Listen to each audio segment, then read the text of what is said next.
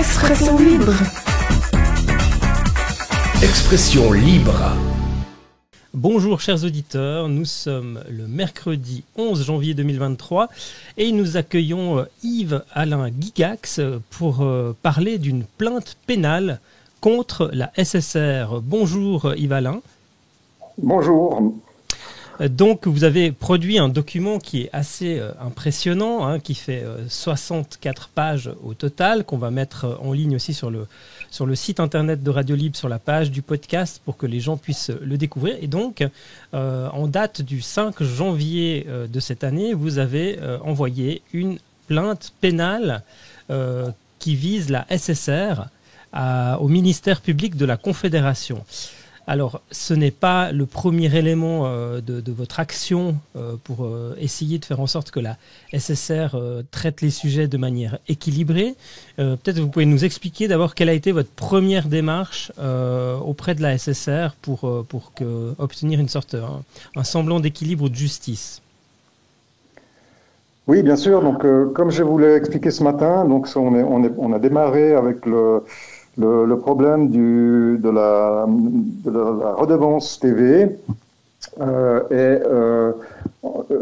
pour ce faire, on a commencé à déposer déjà des plaintes depuis 2020. La première plainte a été déposée en 2020. La procédure a duré assez longtemps, donc jusqu'en 2021, il n'y a pas eu vraiment de retour. Le groupe Telegram s'est formé. Et là, on a décidé donc de multiplier les plaintes pour augmenter nos chances. Donc, il s'agissait de déposer des plaintes à l'autorité indépendante d'examen des plaintes, c'est donc pas un tribunal pénal, qui est simplement, ils doivent statuer sur le respect de la loi sur la télévision. Qui, selon nous, n'était pas respecté. Donc là, on parlait de contenu, donc d'émissions qui n'ont pas traité les sujets de manière équilibrée, c'est ça? Voilà, exactement. Ouais, donc, c'était pour nous tout ce qui concerne. On s'est donc attaqué à la crise sanitaire, entre guillemets, donc Covid-19. Parce que je crois que cette pandémie, en guillemets de nouveau, je vais utiliser des mots que j'aime pas utiliser parce qu'en fait, il n'y a jamais eu de pandémie. Mais disons quand même que depuis la pandémie, je crois que les gens, certains ont ouvert les yeux, d'autres pas encore, mais c'était quand même un révélateur que tout ce qui était dit à la télé n'était pas forcément vrai. Donc moi, pour moi, ça n'a pas été vraiment un révélateur, comme je suis dans le monde médical depuis une vingtaine d'années en tant que diététicien. Je me suis rendu compte déjà qu'il y avait des gros problèmes dans notre système médical. On allait même droit dans le mur parce qu'on a une médecine qui s'occupe de traiter les symptômes. On agit aucunement en prévention. Enfin, il y a des gros problèmes. Le système d'assurance maladie aussi ne fonctionne pas bien. C'est un peu un gouffre à pognon, si je peux dire. Donc voilà, donc j'avais déjà toutes ces idées en tête depuis de nombreuses années. Et donc quand la pandémie est arrivée, vous aviez déjà des connaissances de base qui vous pour moi, ça n'a pas été un révélateur, mais c'était une manière de réactiver un peu tous ces projets que j'ai essayé de faire, en particulier en concernant la vitamine D, que je vais pas trop développer aujourd'hui parce que ça serait trop long. Mais pour moi, c'était évident que la télévision nous mentait et que cette pandémie était en fait complètement amplifiée, pour ne pas dire inventée de toutes pièces. Donc c'était quand même une raison suffisante pour entamer une procédure contre la télévision. Donc on s'est focalisé là-dessus. Parlez-nous peut-être un peu en détail de ces... Je crois que vous étiez 3 personnes en tout à faire cette démarche, cette procédure. Oui, il y en a même eu d'autres, mais il y en a un qui était médecin, malheureusement, qui a arrêté en cours de route avant d'aller jusqu'au bout, parce qu'il n'a pas... il n'a pas eu le courage, je sais pas eu l'enthousiasme pour se lancer là-dedans, ou il a eu peur en tant que médecin, peut-être, je sais pas. Mais on a quand même réussi à rédiger donc 3 plaintes en quelques mois. Dont 2 qui ont été, donc la première dont je vous parlais avant, qui était envoyée en 2020, qui a été acceptée par l'autorité indépendante, La deuxième aussi a été acceptée. Donc c'était la première était au sujet d'une émission. Qu'est-ce que c'était? Non, c'était pas Bon Entendeur. Bon, je ne sais plus maintenant. L'autre était au téléjournal, simplement un petit reportage sur le téléjournal. Les deux plaintes ont été acceptées, enfin partiellement, une partiellement parce qu'elle était en deux parties, donc une partie n'a pas été acceptée et l'autre oui. Il s'agissait en fait on les critiquait que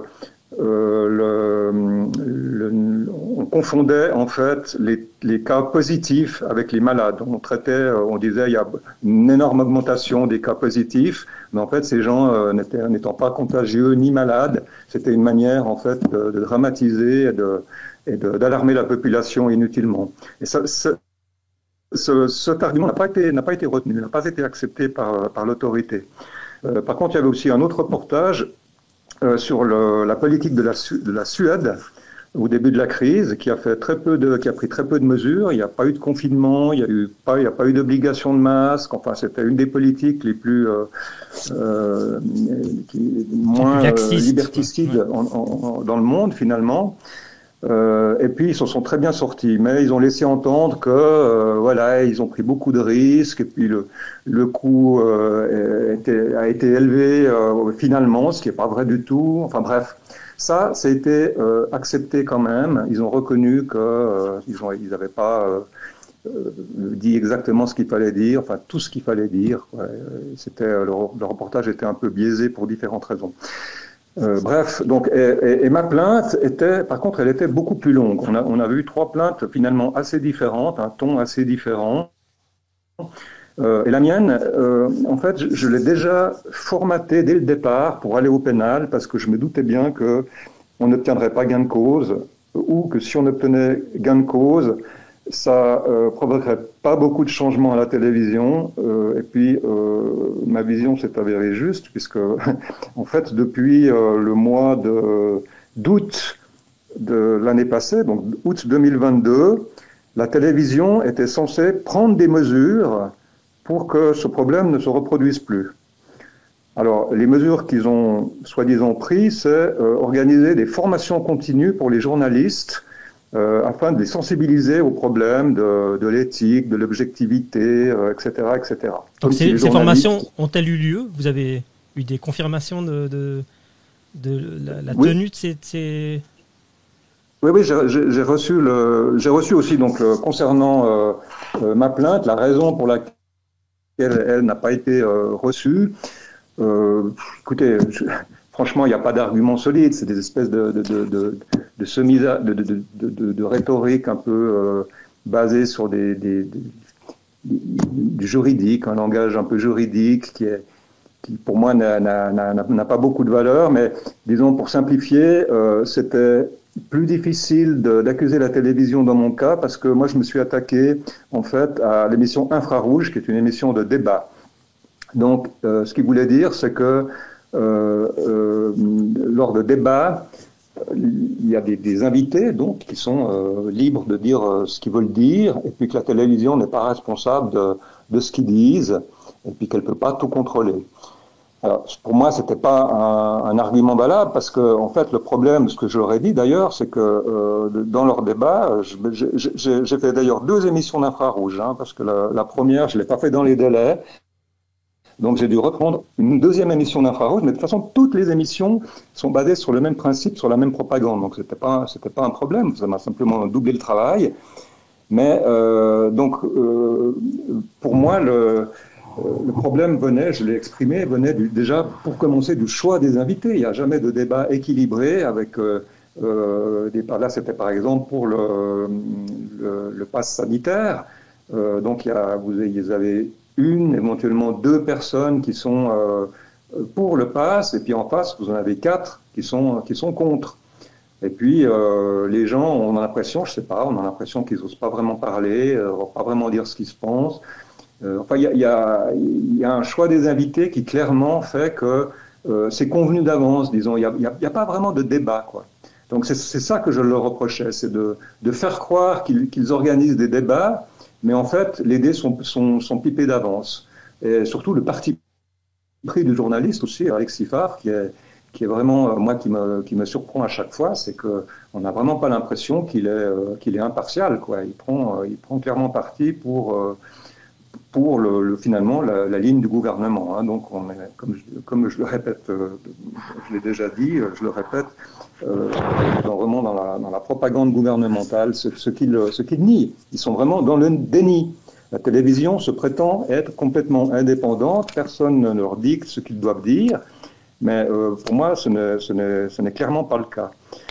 Donc, comme je disais, ma plainte était déjà un peu prévue pour aller au pénal, ce qui fait que je suis le seul qui a fait une plainte de 60 pages. Hein. Les deux autres faisaient 3 ou 4 pages, pas plus.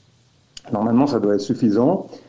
Mais voilà, je connais aussi quelqu'un qui a écrit une plainte pénale, hein, qui a envoyé une plainte pénale aussi pour plus ou moins dirigée contre le gouvernement et la télévision aussi. On retrouve un peu la plainte contre M. Berset, ma plainte contre la télévision. Elle était justement très courte. Et puis, elle a été refusée parce que le procureur a dit, en gros, que c'était des conjectures. C'était pas des faits établis, que voilà, le plaignant imaginait des choses. Voilà. Donc, je me suis dit que, malgré les quelques conseils que j'avais reçus de faire une plainte plus brève, j'ai préféré voilà, mettre le paquet et envoyer quelque chose de bien documenté. Donc, il y avait déjà tous ces éléments qu'on trouve de documentation sur les médicaments, sur plein de choses, sur les vaccins, sur les industries pharmaceutiques, etc. Tout ça se retrouvait dans ma plainte à l'autorité indépendante d'examen des plaintes. Alors c'est clair que cette autorité n'est pas du tout compétente pour ce genre de délit. Hein. Quand j'accuse la télévision de complicité de génocide, évidemment que ça n'a pas dû beaucoup leur plaire et qu'ils ont préféré pas répondre à ma demande. Je pense que c'est pour ça. D'accord, donc c'est des accusations extrêmement fortes, hein, que vous avez exprimées dans cette lettre. Expliquez-nous un peu comment vous avez la rédaction de cette lettre. Donc je vois qu'il y a un index, un sommaire, donc vous parlez de recevabilité au début. En préparant l'émission, vous m'avez dit aussi que vous êtes aussi inspiré du travail d'une avocate française, peut-être vous pouvez nous en parler. Et puis, oui, tout à fait. Et puis comment vous en êtes arrivé à justement à obtenir ces 64 pages et donc comment c'est arrivé tout ce travail de rédaction? Oui, alors donc je me suis inspiré d'une plainte qui a été déposée par l'association Bon Sens en France, rédigée par le maître Virginie Araujo-Recchia, que je remercie au passage parce que j'ai repris de nombreux passages de sa plainte. J'ai pas pu évidemment la réutiliser comme ça, puisqu'elle s'adressait en fait à un tribunal français. Elle faisait d'ailleurs 115 pages ou 120 pages, pratiquement le double de la mienne, donc j'ai dû beaucoup élaguer, restructurer, adapter au code pénal suisse, qui n'est pas le même que le code pénal français. Donc j'ai fait un gros travail, mais effectivement peut-être moins important que ce que beaucoup de gens pensent. Ils sont en admiration devant ces heures de travail, mais il n'y en a pas autant qu'on pourrait le penser. Donc, je me suis basé sur beaucoup de ces éléments. Et concernant le code pénal suisse, donc j'ai retenu l'infraction pour commencer d'alarme à la population. Alors, si vous voulez, pour préciser les choses. Ma plainte est accessible, maintenant tout le monde peut lire, hein, donc je ne sais pas si c'est peut-être plus facile en lisant les choses qu'en écoutant ce que je dis maintenant, mais enfin, pour résumer, donc j'ai divisé la plainte en deux parties. Toutes les faits litigieux et les violations du code pénal en 2020 et après les faits litigieux depuis 2021. Pourquoi ? Parce que dans une première phase, en fait, la télévision a amplifié le problème. Elle a fait une surmédiatisation de la pandémie. Donc, c'est pour ça que je parle d'alarme à la population. Et à partir de 2021, l'autre variante qui est entrée dans le jeu, c'était le vaccin. Donc toute l'année 2020 a été faite dans le but d'amplifier la pandémie pour alarmer les gens, pour qu'ils aient tellement peur qu'ils aient tous se faire vacciner. En fait, c'était un peu ça. Donc à partir de 2021, les gens commencent à se faire vacciner, d'accord. Après, on a les premiers effets secondaires qui commencent à se faire savoir, disons, à arriver. Et là, curieusement, la télévision n'en parle pas. Donc ça, c'est extrêmement gênant. Donc elle alarme les gens quand il y a un virus qui arrive, mais quand il y a des gens qui commencent à mourir ou avoir des effets secondaires graves à cause du vaccin, plus personne n'en parle. Donc c'est à ce moment-là qu'elle aurait dû alarmer la population, elle ne le fait plus. Donc là, dans cette deuxième partie, donc la première partie, il y avait alarme à la population, il y avait extorsion aussi et contrainte, puisque c'est une manière cette manière de présenter la pandémie, de l'aggraver, de la faire paraître plus mortelle qu'elle ne l'était, permettait d'extorquer. Alors, il y a plusieurs choses qui ont été extorquées. C'est déjà les votations, le oui pour le pass sanitaire.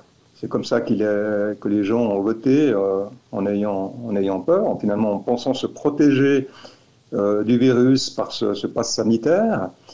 Mais on nous a aussi extorqué notre argent, puisque les vaccins, ils ont été payés, on en a commandé, sans nous demander notre avis, la Confédération a commandé des millions de vaccins. Maintenant, on va en jeter une bonne partie parce que les gens n'en veulent plus, heureusement, mais enfin cet argent est parti dans les poches des industries pharmaceutiques et c'est le citoyen suisse, finalement, le contribuable qui a payé ces industries, soit pour avoir les effets secondaires des vaccins, soit pour en mourir, soit pour finalement rien de spécial, si ce n'est pour enrichir l'industrie, justement, l'industrie qui a produit les vaccins. Donc, après, en 21, là, les accusations s'aggravent un peu, puisque avec les morts du vaccin, donc on peut parler attendez, je recherche maintenant le passage. Voilà, je vais retrouver exactement les termes du code pénal. Si vous me dites la page, comme ça je peux la mettre pour les... Ouais, en page 19, donc le premier, voilà, pendant cette seconde phase, la SSR s'est rendue coupable en censurant la réalité des faits pour les rendre moins effrayants. Donc en fait, exactement le contraire de ce qu'ils ont fait en 2020. Et donc là, il s'agit d'homicide par négligence, de lésions corporelles graves, de mise en danger de la vie d'autrui et de génocide. Avec, disons, pour toutes ces accusations, le fait que ça peut être simplement plutôt une complicité. On va parler de complicité, puisque c'est évidemment pas la télévision qui tue les gens, et elle se fait complice de ces infractions, en fait. Mmh. D'accord, donc des accusations extrêmement fortes. Voilà. Est-ce que vous avez déjà reçu un accusé de réception du ministère public de la Confédération Non, pas encore, malheureusement. C'est quand même un peu court, hein. Ça fait donc 6 jours maintenant. Oui. Je pense qu'il faut quand même 2 ou 3 semaines au minimum. D'accord. Et puis donc là, vous vous placez, je crois, à ma connaissance en Suisse, il y a une plainte pénale contre Alain Berset, justement pour avoir diffusé de fausses informations avant la votation sur l'extension, enfin sur le certificat Covid. Il y a une plainte aussi contre Ignacio Cassis, aussi dans le cadre du Covid. Maintenant, il y a votre plainte pénale. Est-ce que, à votre connaissance, il y a d'autres plaintes qui sont en cours ? Alors, à ma connaissance, non, mais je pense que déjà, avec ces 3 plaintes, on a vraiment bien cerné le problème. Parce que là, qu'est-ce qu'on a ? On a Swissmedic, qui donc, ça concerne finalement l'industrie pharmaceutique. Ah ben, je l'avais oublié celle-là. Donc ça oui, ça c'est l'avocat Crouzet. C'est vrai, une plainte de Swissmedic avec des victimes des vaccins Covid. Ouais, c'est vrai. Oui, tout à fait. J'ai pas compris ce que vous disiez, de quelle autre plainte vous parliez, mais il y a donc Monsieur Berset. Donc là, Berset, Cassis, Swissmedic, et maintenant vous visez les médias, la SSR. Ah, il y a Cassis aussi. Je n'étais pas informé de la plainte contre Cassis. Ah si, vous me l'apprenez. Voilà, c'est le Suisse allemand qu'on voyait toujours brandissant la Constitution lors des manifestations, qui s'est jeté à l'eau et puis qui a déposé plainte contre Ignacio Cassis. On fera un podcast spécifiquement là-dessus à une autre occasion. D'accord. Voilà. Ah très intéressant. Je vais prendre connaissance de tout ça aussi. Donc, alors là, que ce soit Cassis ou Berset, donc on a le gouvernement. Et puis, on a maintenant, avec la mienne, la télévision. Donc là, on a vraiment la triade des acteurs qui permettent justement cet embrigadement de la population, et de la population mondiale. Hein, c'est au niveau mondial. Moi, je m'adresse aux Suisses, donc j'ai considéré tout ce qui avait été fait en Suisse. Donc, je parle effectivement dans ma plainte, je nomme Monsieur Berset, je parle aussi de Swissmedic. Donc toutes ces choses effectivement sont parfaitement liées. Mais on a vraiment les trois volets principaux. On pourrait en ajouter d'autres, mais je crois que pour le moment c'est déjà bien. L'important c'est que ces plaintes soient acceptées. Et d'ailleurs je vois pas, ça me paraît extrêmement difficile qu'on ait une plainte sur les trois qui soit acceptée ou deux plaintes sur les trois et pas les autres. Parce que si le procureur accepte d'instruire une plainte, il n'y a pas de raison de ne pas instruire les autres, puisque c'est la même affaire finalement. C'est la même affaire, mais on s'attaque, si vous voulez, à des niveaux différents dans la pyramide des responsabilités.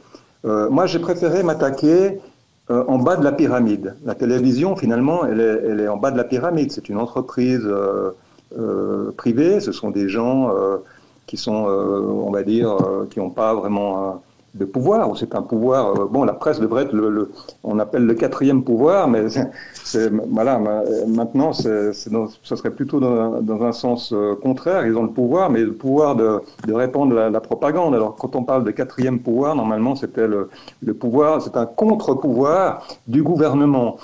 Donc, on a ces trois parties qui permettent d'installer la propagande.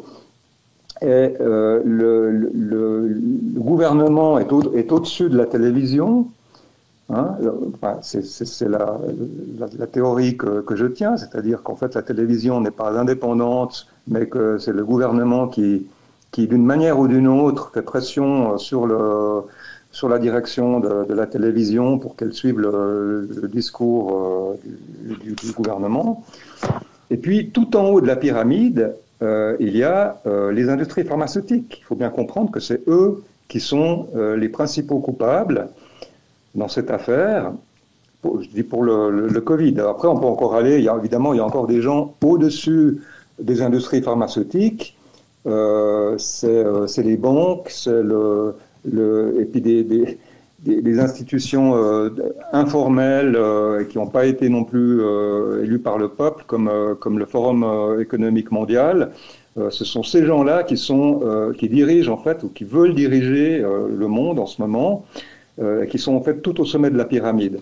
Donc voilà, maître pas Hubert Maître Crouzet a choisi d'attaquer le plus haut dans la pyramide en attaquant Swissmedic. Ça paraît étrange, ce que je vous dis, parce que Swissmedic, finalement, c'est une filiale du gouvernement suisse qui est normalement chapeautée, Swissmedic est normalement chapeautée par Berset, mais en fait, on se rend compte dans la véritable pyramide, la véritable hiérarchie du commandement, des gens qui imposent leur vision, c'est bien au-dessus. Donc, je me demande si Swissmedic n'est pas finalement au-dessus du gouvernement suisse, puisque Swissmedic fait que finalement jouer le jeu des industries pharmaceutiques. Effectivement, voilà, donc les industries pharmaceutiques qui se cachent aussi. De la pyramide. qui se cache quand même aussi parce qu'il y a beaucoup de documents de base qui avaient été donnés aux autorités sanitaires, même suisses, de Pfizer, de Moderna, qui contenaient les bonnes données statistiques, qui montraient déjà qu'il y avait un problème d'effets secondaires massifs. Et maintenant, les entreprises pharmaceutiques brandissent ces documents qu'ils avaient fournis aux autorités sanitaires pour dire mais non, nous on avait averti, c'est les autorités sanitaires qui ont pris la décision, malgré tout cela, d'accepter les autorisations temporaires de mise sur le marché. Donc, ouais, c'est un jeu de passe-passe et puis de se jeter la patate chaude. Tout le monde va essayer de se déresponsabiliser, ça c'est sûr. Mais déjà, le fait que le gouvernement ait signé ces contrats, c'est la même chose avec les contrats. Il y a un scandale actuellement avec Van der Leyen en Europe. Le Berset, c'est pareil. Je veux dire, ils ont signé des contrats. Quand on a demandé qu'ils publient ces contrats, c'était pas possible. Non, parce que ça allait contre les intérêts. Il y avait des secrets de fabrication qui auraient pu être dévoilés ou des choses confidentielles. Donc c'est toujours le gouvernement suisse essaye de protéger, on ne sait pas pour quelle raison, les industries pharmaceutiques. Donc après, évidemment, ils ont beau jeu de dire ah mais on savait pas, mais ils ont signé, le gouvernement a signé des contrats où les industries, donc Pfizer et les autres, demandaient de n'avoir aucune responsabilité en cas de problème. Parce qu'ils savaient très bien ce que les vaccins allaient faire, que ça allait être une hécatombe. Donc, ils ont voulu se dédouaner tout de suite. Et voilà, donc il y a forcément une complicité. Hein, donc, je veux dire, c'est pas possible. Il y a un complot entre tous ces acteurs. Moi, j'hésite pas à le dire, je suis complotiste. Je ne suis pas comme que ces gens qui disent ah mais moi je ne suis pas anti-vax ou bien je ne suis pas complotiste moi je suis anti-vax, je suis complotiste parce que le complot il est tellement évident que c'est même plus un complot, le terme est même un peu dépassé parce que c'était peut-être un complot au début dans les années 60. Le terme complotiste a été inventé par la CIA, donc il faut bien le savoir, pour essayer de discréditer tous les gens qui remettaient en cause la version officielle concernant l'assassinat de Kennedy en 63.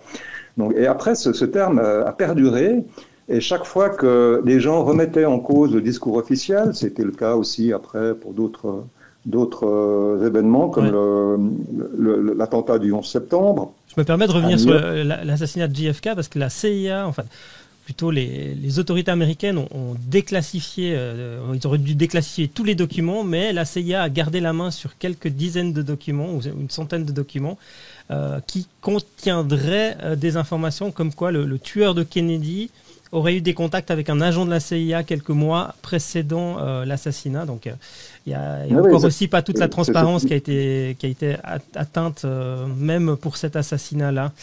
Et puis on voit que la CIA a toujours un rôle un peu louche dans beaucoup d'affaires. Voilà. Et concernant les médias, la presse, la télévision, ça vient. Le problème à l'origine vient aussi de la CIA. Il faut remonter aux années 50.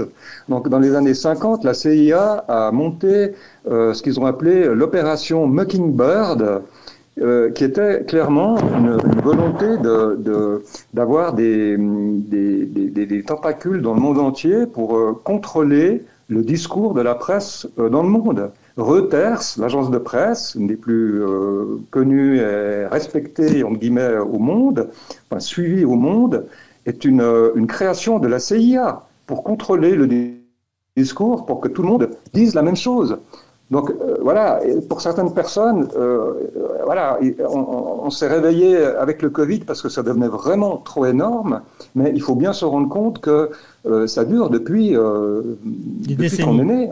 Moi j'ai 63 ans, j'ai toujours connu cette période où on est complètement manipulé par la télévision. Donc c'est pour ça aussi qu'il faut voir quel est l'objectif final de ces plaintes. C'est là que ça devient que l'enjeu est vraiment extrêmement important, Parce que bon, ben voilà, suspendre la redevance, c'est pas une fin en soi. C'est un moyen de pression pour essayer de faire changer la télévision pour avoir un journalisme et puis une information de qualité. Mais le problème est vraiment énorme quand on voit, voilà, si on remonte aux causes du problème, c'est pas d'un coup de baguette magique qu'on va pouvoir changer les choses. Il faut vraiment, il faut qu'on change le monde complètement pour que les médias puissent retrouver en fait un statut d'information et surtout que les médias défendent les intérêts de la population, défendent les intérêts des téléspectateurs, défendent l'intérêt des lecteurs. Maintenant, les médias sont au service du gouvernement, et ça remonte, ça vient de la CIA, quoi. Le modèle anglo-saxon que l'on importe, hein, alors, il y a énormément de films et puis de séries aussi un peu dystopiques qui en parlent. Donc voilà. Donc un grand merci. Est-ce que vous pensez que vous avez des chances d'aboutir? Combien de temps ça va prendre? Est-ce que vous avez déjà eu aussi peut-être des retours? Est-ce que vous avez contacté, je sais pas, des personnes dans les médias, des personnalités politiques pour un éventuel soutien? Comment vous voyez la suite en fait de votre action? Et puis... Je m'attends pas à beaucoup de soutien parmi le monde politique parce que tout le monde se tient par la barbichette. C'est un peu ça le problème, et c'est justement le problème. C'est ce que je vous disais. Je crois que le procureur, là, il va devoir se positionner. Il va devoir montrer, il va devoir se révéler. Il y a tous les gens se sont révélés. Hein. Depuis 2020, les gens ont dû choisir leur camp. Hein. Donc, soit on était pour une société libre, responsable, un système médical qui soit pas complètement corrompu par les industries, soit on ne l'était pas. Donc maintenant, le procureur devra se positionner. Comme je disais, il ne va pas pouvoir, à mon avis, choisir une plainte ou l'autre. Toutes les plaintes vont être reçues, soit elles ne vont pas être reçues, parce que le procureur aura décidé de continuer à faire ce qu'il fait.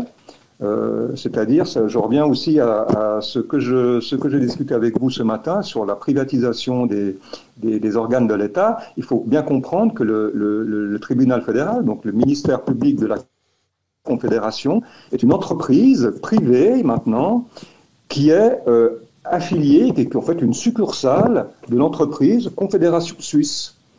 Donc, enregistrée au registre du commerce. Ouais. Est-ce que ce tribunal est vraiment indépendant? Donc la question, elle est là. Donc j'ai l'impression que non. Donc j'ai envie de vous dire non. Je pense que les chances que ces plaintes aboutissent sont très faibles parce que le procureur n'est certainement pas indépendant. Mais j'espère me tromper. D'accord, très bien. On va laisser peut-être aux gens une adresse. Est-ce que vous avez peut-être un canal Telegram, hein, je crois, et puis pour que les gens puissent continuer de rester informés de la suite de votre plainte. Donc le canal Telegram s'appelle Stop Redevance TV SSR, c'est ça? Oui, alors donc comme je vous ai dit, effectivement, j'ai regroupé toutes ces démarches que je fais, que ce soit la plainte ou le problème de la redevance, j'ai regroupé sur le même canal. J'ai pas voulu, je vais pas dire compliquer les choses, mais enfin voilà, pour l'instant c'est un choix que j'ai fait. Peut-être que je vais changer et puis créer un canal spécifique pour la plainte.